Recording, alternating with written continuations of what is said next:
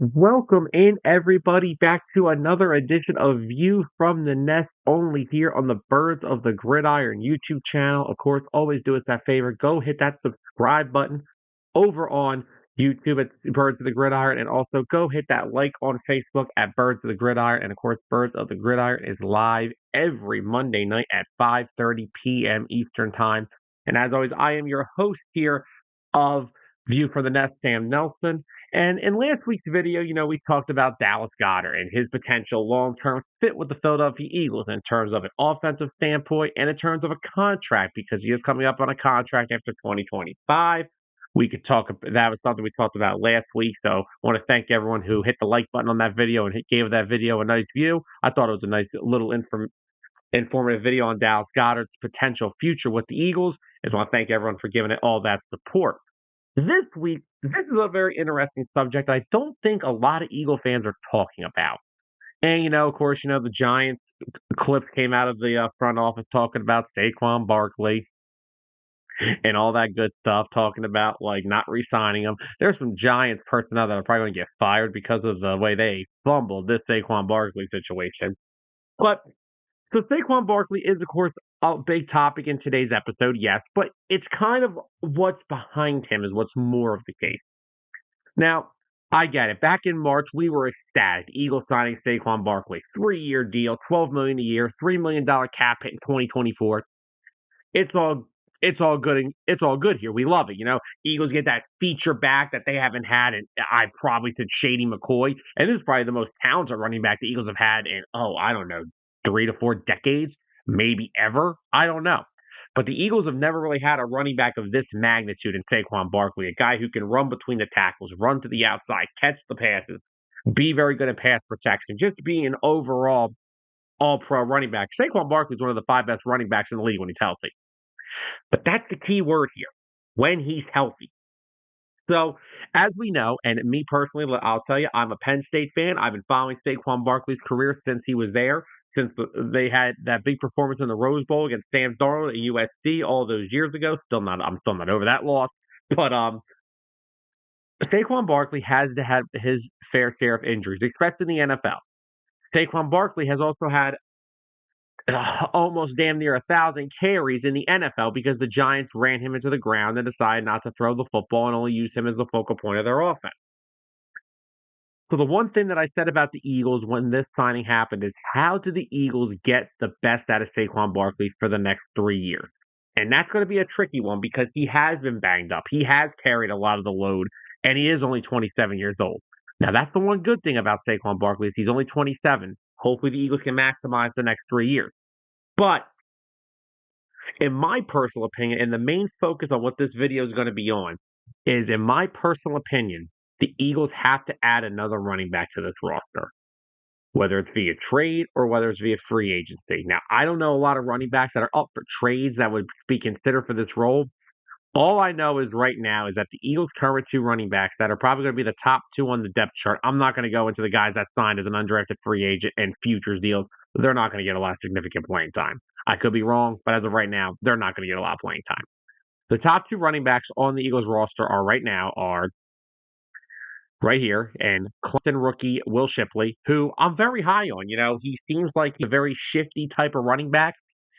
Definitely kind of gives me that Danny Woodhead vibe from New England. He can run a little bit. He can also be a really good pass catcher. Just a little 50 third down step back, maybe turns into a developmental RB2 one day. But he's a rookie. Are you really going to put all the eggs in that basket? Now, with Kellen Moore, anything's possible.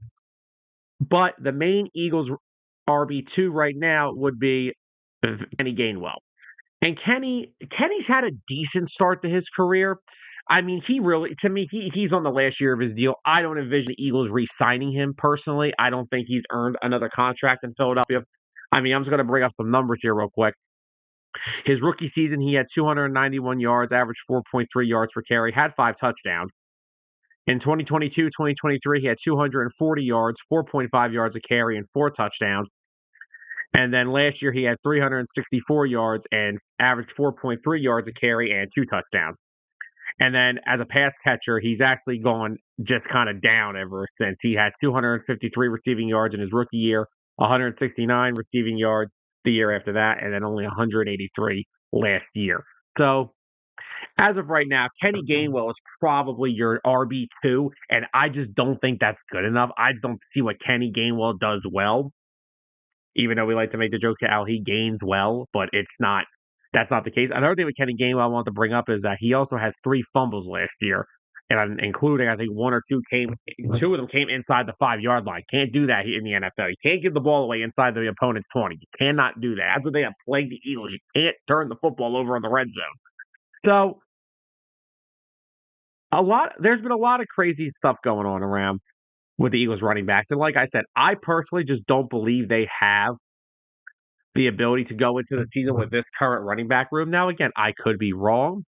They could personally just go into the season what they have. I just want to try to maximize the potential of Saquon Barkley for the next 3 years. Because if the Eagles want to get back to the Super Bowl, they need Saquon Barkley to be healthy, and they need him to be productive. I don't want to have a shell of Saquon Barkley next year in 2025.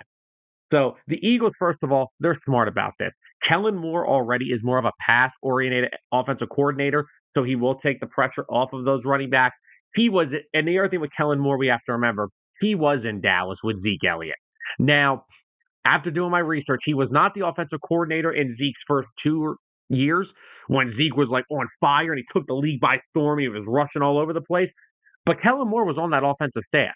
And Kellen Moore saw what Dallas did to Zeke Elliott and what it's done to Zeke Elliott since those first couple of years. Zeke got ran to the ground, and everything just started to slowly decline. Yards per carry, yards, rushing attempts. Everything was going down for Zeke after those first couple of years because Dallas ran him into the ground. So personally, I think the Eagles need to go look for another running back to stick behind Saquon Barkley just to have to take some of the load off. Be another running back out there so he can take a couple plays here and there. Heaven forbid something happens, they have another quality running back you could plug and play here. And there's 4 free agents that kind of fit the bill. Now, 2 of them are veterans, 3 of them are veterans. One of them is more of a Will Shipley type, so I don't really think he's going to make a lot of sense at this point. And another one is actually a young guy who I kind of am intrigued by. So let's just start off here. And the first name on my list here is Dalvin Cook.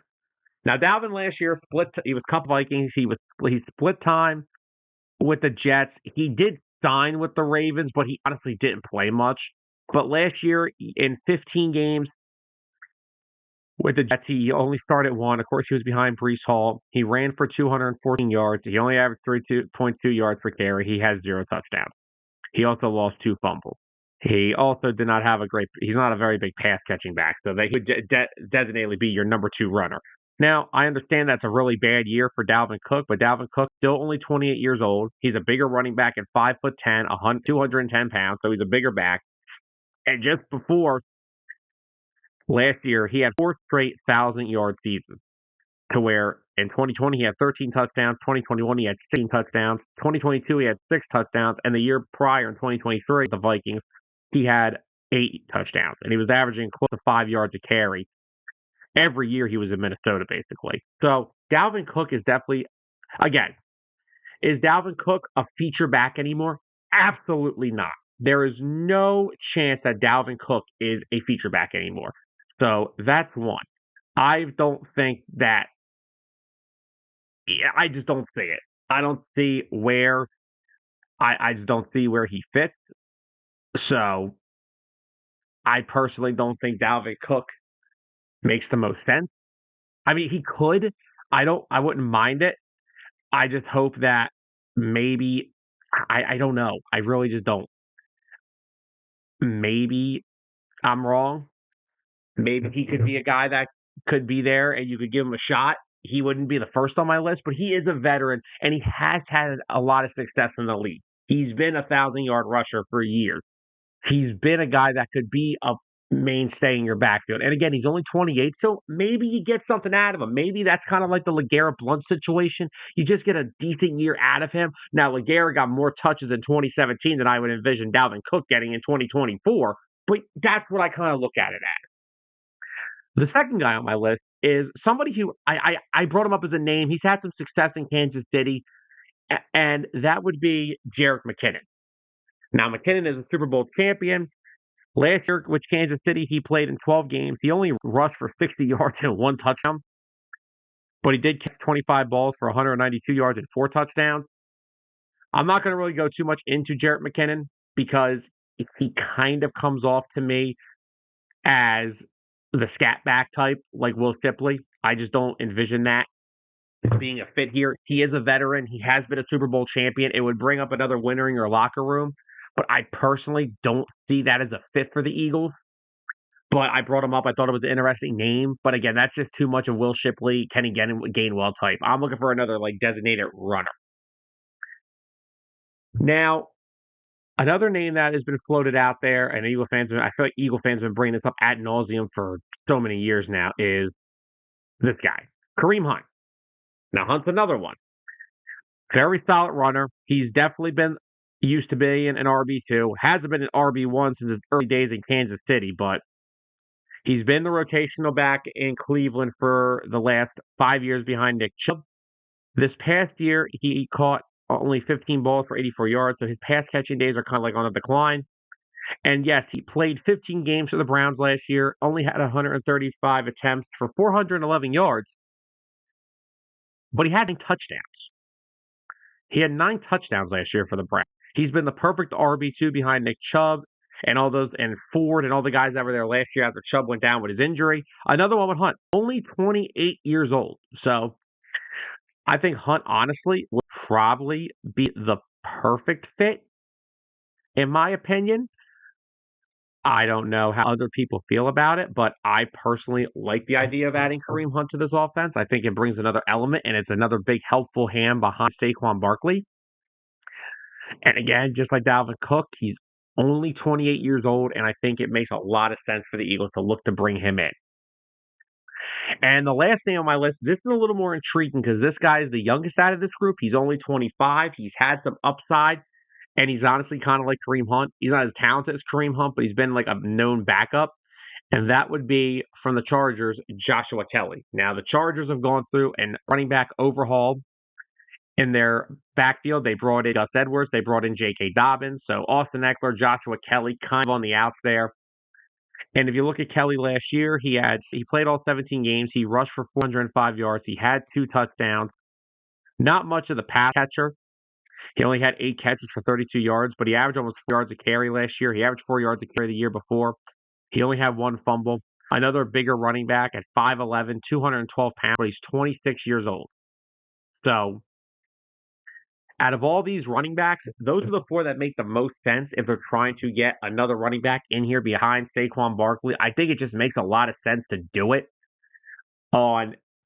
because they want to try to maximize the potential of Saquon Barkley. So I personally think one of those 4 names make a lot of sense.